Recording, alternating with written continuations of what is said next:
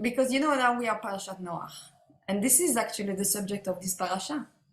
That when Noach came out of the Teva, and this is a teaching I heard a long time ago from Rabbi Dinovich, and I hope I will remember exactly enough to reiterate it. And he said that when Noach came out of the Teva, and so he gathered his 3 sons, Shem, Ham, and Yafet, and he gave to all of them the mission they had to carry for the world. And so actually the Jewish people, they come from Shem, but they were supposed to come from another child that Noach was supposed to have. But because Ham castrated his father after he came out of the Teva, that's the reason why Noach cursed Ham. So this last child couldn't be born, and so instead of being born from that last child, the Jewish nation Avraham was born from Shem. Yaakov was born from Shem. That was a distortion already in the first place. But each of the children had a mission to carry for the world, very specific one. And so Shem got that specific, and because they were all children of Adam. And as children of Adam, if we come back to the reason why Adam was created, it's because he has been created to be a bridge between all the species and the dimensions and the world that have been created before him. Because as you know, Adam was not the first man, he was the first Adamic man, and there were other people already on board. And so he came with the encoding in his DNA of all the data and information of all the other species and everything that was existing on Earth before him. And with this data, he was able to be the bridge between all of these species that exist. Adam. Yes. And so this was his mission. And this mission, he was given the mission to prevent the world to go into auto-destruction mode again, because the world has been destroyed many times before Adam. And so Adam took this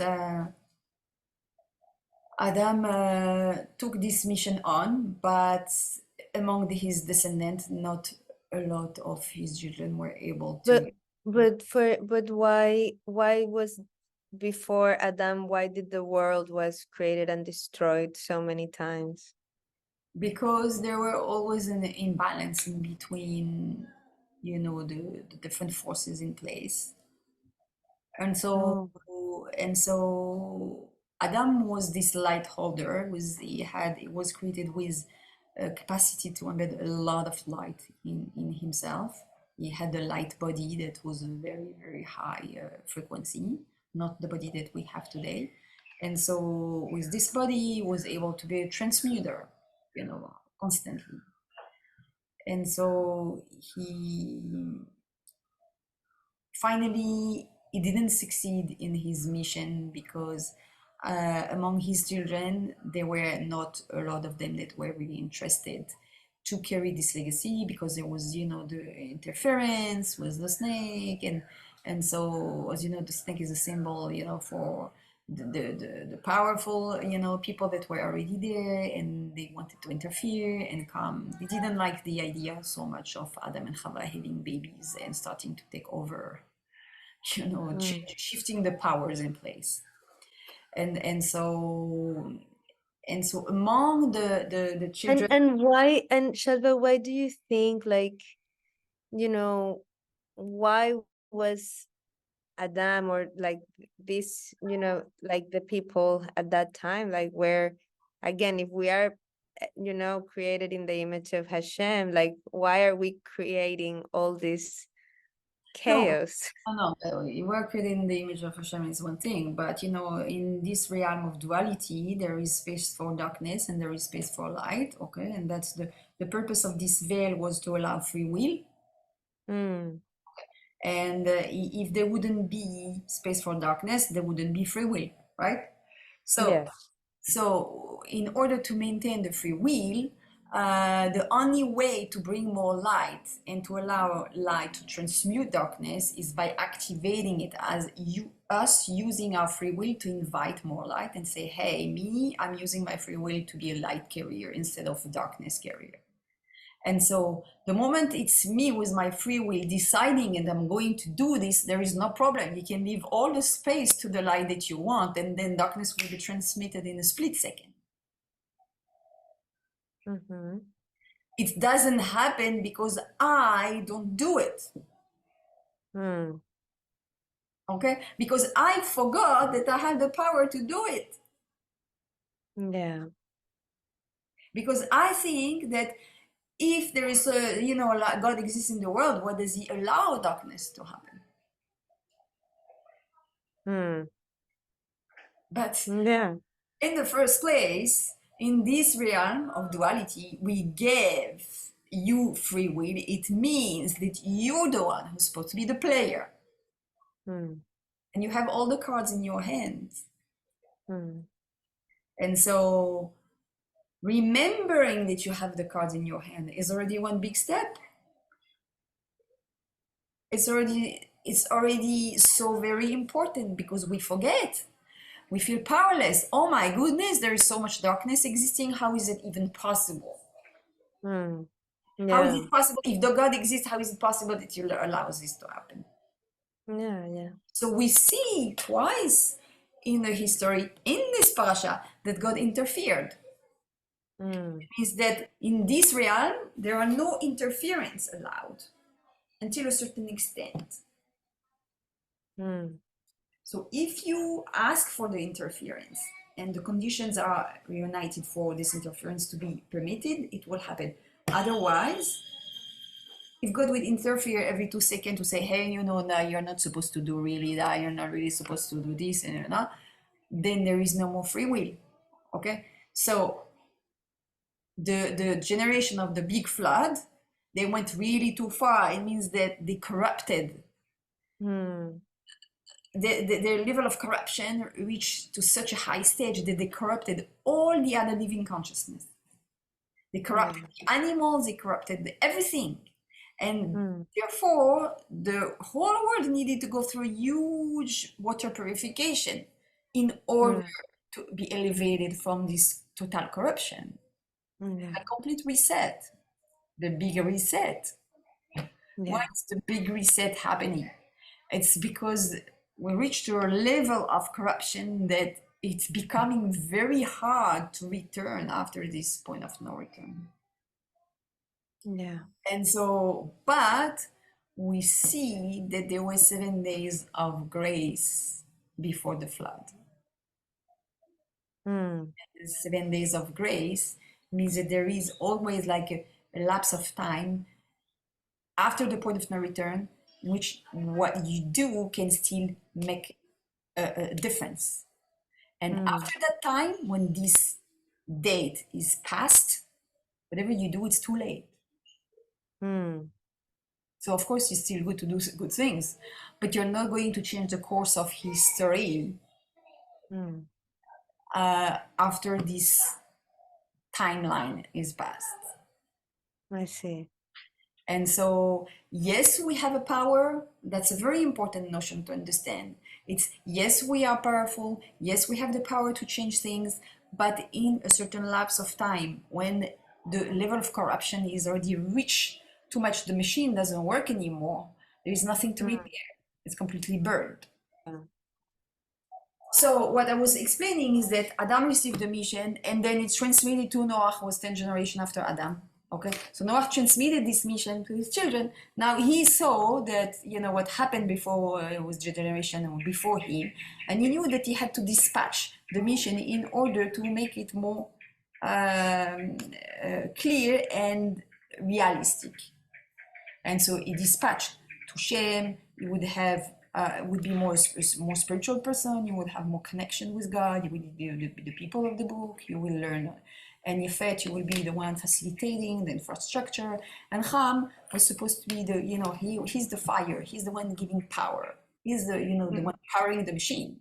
So all of them, they are very important component.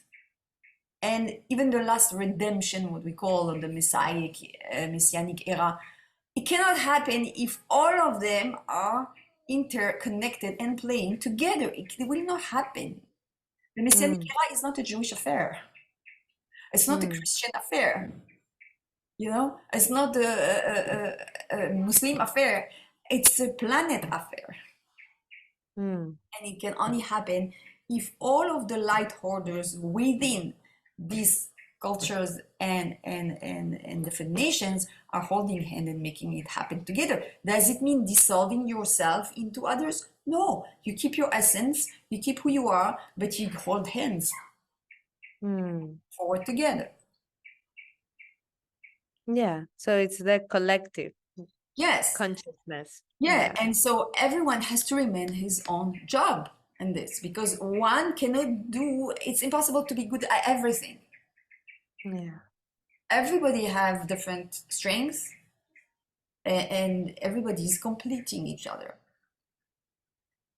Yes. Jewish people are supposed to maintain a certain type of connection with the divine in order to channel a specific type of divine light through themselves as a channel.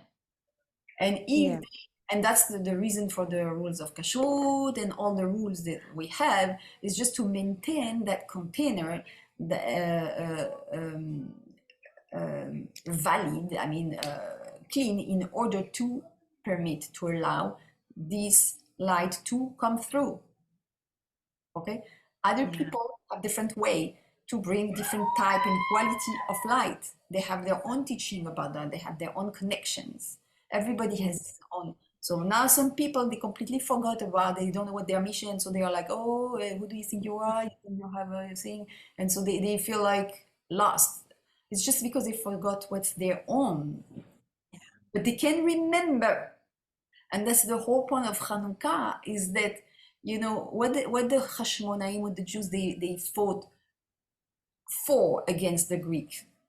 When the Hashmonaim, this family of high priests, they stood up and they went again to war against a huge Greek army. Did they even think that they would win? Never in their wildest dream they thought they would win. They just wanted, for them it was lost. They just wanted to make a point. You know, you cannot impose universal culture.